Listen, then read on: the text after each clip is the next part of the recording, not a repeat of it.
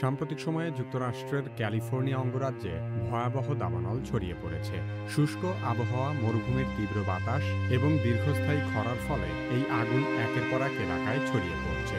Loss অ্যাঞ্জেলসের Pacific Palisades থেকে শুরু হওয়া এই দাবানল এখনো পর্যন্ত যে পরিমাণ এলাকা পুড়িয়ে ছাই করে ফেলেছে, তার আয়তন সমগ্র ঢাকা শহরের আয়তনের চেয়েও প্রায় 20% বেশি।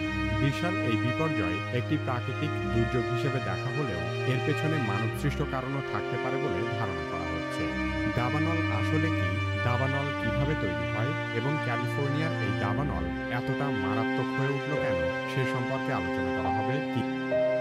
সাধারণত বনাঞ্চলে সংঘটিত অগ্নিকাণ্ডকে দাবানল বলা হয়।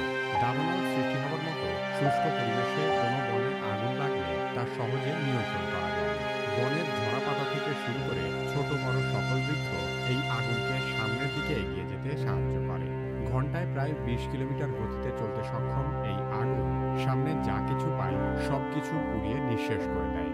সে কারণে অধিকাংশ ক্ষেত্রেই দাবানলের আগুন আপন মনে যতক্ষণ খুশি জ্বলতে থাকে। তবে অধিকাংশ সময়ই এই আগুনের সূত্রপাত হয় মানুষের দ্বারা। ইউএস ফরেস্ট সার্ভিসের তথ্য মতে আমেরিকার প্রায় 85% দাবানল মানুষের কারণে হয়ে থাকে। অযত্নে ফেলে রাখা ক্যাম্পফায়ারের আগুন বা সিগারেটের আগুনের মতো মানুষের অসতর্ক আগুন থেকে সবচেয়ে বেশি দাবানল সৃষ্টি হয়। কোনো কোনো গবেষক বলেন মাত্র 1% দাবানল প্রাকৃতিক আগুন থেকে তৈরি হয়। এগুলোর মধ্যে বজ্রপাত এবং আগ্নেয়গিরির আগুনই সবচেয়ে উল্লেখযোগ্য। সমগ্র আমেরিকার বনাঞ্চলে বিভিন্ন উপায়ে বছরে প্রায় 1 লক্ষ বার আগুন লাগে। এর ফলে প্রতি বছর প্রায় 20 লক্ষ হেক্টর জমি পুড়ে যায়। গত 30 বছরে দক্ষিণ আমেরিকার আমাজন বন, আফ্রিকার কঙ্গোর রেইন ফরেস্ট এলাকা এবং ইন্দোনেশিয়ার সুমাত্রা দ্বীপের লক্ষ লক্ষ একর এলাকার বনভূমি মানবসৃষ্ট দাবানলে ধ্বংস হয়েছে। সাধারণত চাষাবাদের নতুন জমি সৃষ্টি করার জন্য বনে আগুন দেওয়ার পর এসব দাবানল সৃষ্টি হয়। দাবানলের ক্ষতিকর প্রভাব আক্রান্ত অঞ্চল ছাড়াও আরও বহুদূর ছড়িয়ে পড়ে।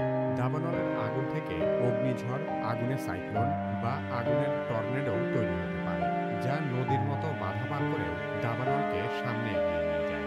শুধু তাই নয়, দাবানলের ধোঁয়া ও ছাইও অনেক দূরবর্তী অঞ্চল পর্যন্ত ছড়িয়ে পড়ে।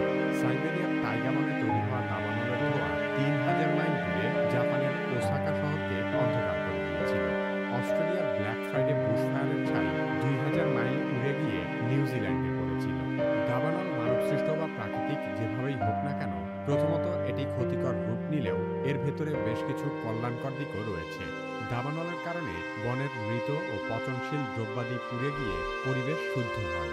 গাছের কাণ্ডে জমে থাকা পুষ্টি অগ্নিকাণ্ডের পরে আবারও জমিতে ফেরত আসে।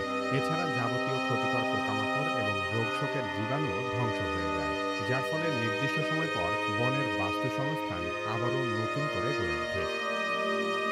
ভয়াবহ বিপর্যয় নিয়ে এসেছে।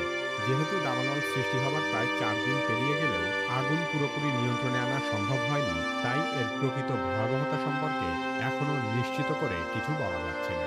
এই দাবানলে ইতোমধ্যেই 11 জন মারা গেছেন, 10,000-এরও বেশি ঘরবাড়ি এবং স্থাপনা ধ্বংস হয়েছে এবং 1,53,000-এরও বেশি মানুষকে তাদের এলাকা থেকে সরিয়ে দেওয়া হয়েছে।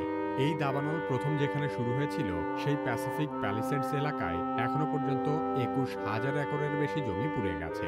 এছাড়া ইটন দাবানল প্রায় 14,000 একর জমি ধ্বংস করেছে। অন্যান্য উল্লেখযোগ্য দাবানলগুলোর মধ্যে হার্স্ট দাবানলে 771 একর, লিডিয়া দাবানলে 400 একর এবং কেনেথ দাবানলে 1000 একর জমি পুড়ে গেছে। ক্যালিফোর্নিয়া এমনিতেই দাবানল প্রবণ এলাকা। ক্যালিফোর্নিয়ার ভূমি এবং আবহাওয়া দাবানলের জন্য আদর্শ পরিবেশ তৈরি করে। এখানকার পাহাড়ি এলাকা এবং ঘন গাছপালা দাবানলের বিস্তারকে অনেক সহজ করে তোলে।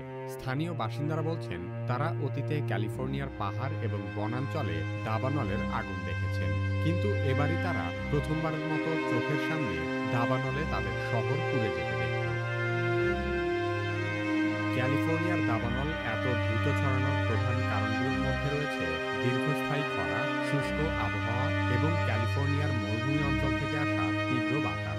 এই বাতাসকে স্যান্টা আনা বাতাস নামে অভিহিত করা হয়, যার গতিবেগ ঘন্টায় প্রায় 160 কিলোমিটার পর্যন্ত পৌঁছেছে। এই ঝোড়ো বাতাসই মূলত আগুনকে ছড়িয়ে দিতে সাহায্য করেছে। দাবানল শুরু হওয়ার কারণ এখনও তদন্তাধীন রয়েছে, তবে বিশেষজ্ঞরা ধারণা করছেন যে ক্যালিফোর্নিয়ায় দীর্ঘদিন ধরে বৃষ্টিপাত না হওয়ায় উদ্ভিদ এবং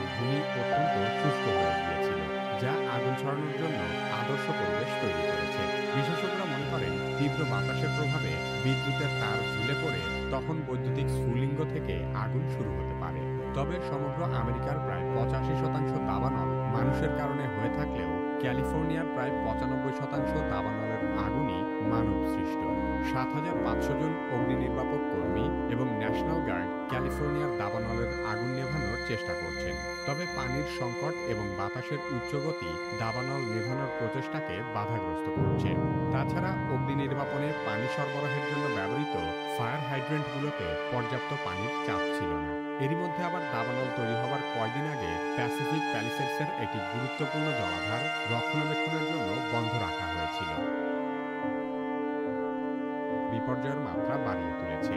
এই সংকট আমাদের মনে করিয়ে দেয় যে প্রাকৃতিক দুর্যোগ মোকাবেলা করতে জলবায়ু পরিবর্তনের প্রভাব কমানো এই মুহূর্তে পৃথিবীর জন্য সবচেয়ে বেশি গুরুত্বপূর্ণ বিষয়।